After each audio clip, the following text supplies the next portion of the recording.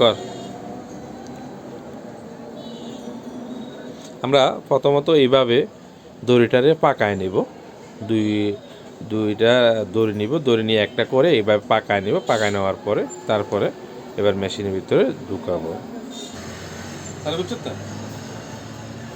আপনারা এ দেখছেন রশিটাই পুরো ছিদ্র দিয়া একদম চাক্কার মধ্যে দিয়ে একেবারে ঢুকায়, এই যে এখানে নিয়ে আসছি দেখছেন।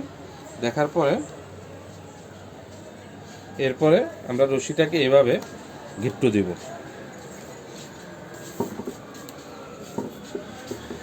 মোটামুটি টেনে তারপর গিট্টু দেওয়ার পরে দুইটা ঘুরে আবার গিট্টু দিব।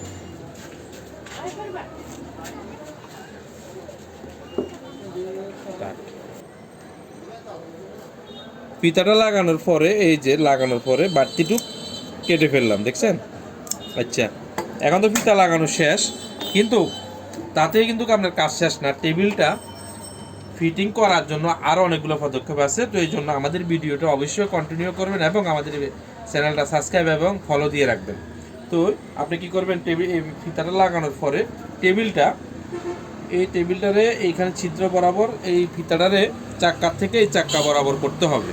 এবার যদি ডাইনে নেওয়া লাগে ডাইনে নেবেন, বামে নেওয়া লাগলে বামে নেবেন, এবং এই পাশে টেবিল এবং স্ট্যান্ডের মাথাটার মধ্যে এতটুক মাপে নেবেন, এই এতটুক রাখবেন, এই পাশ দিয়েও এতটুক রাখবেন। রাখার পরে আপনি ঘুরায় দেখবেন, এই যে এভাবে ঘুরায় দেখবেন। ঘুরায় দেখলে যদি আপনার এই ফিতাটা যদি পড়ে যায়, কথার কথা আমার এটা পড়তেছে না, আমি যেহেতু লাগাই ফেলছি, আমার মনে হচ্ছে যে এখানে দেবো,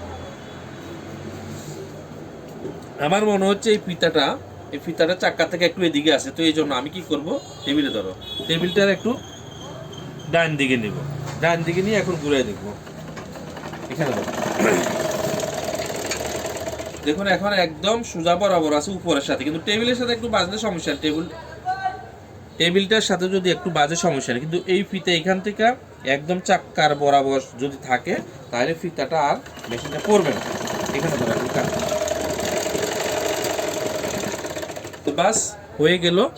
এরপরে যদি আপনারা মনে করেন যে ফিতা না পরে, আমরা তাহলে এখানে কাঠ স্ক্রু 4টে আছে, সুন্দর 4টে কাঠ স্ক্রু লাগাই দিব। তো সবাই ভালো থাকবেন, আল্লাহ হাফেজ।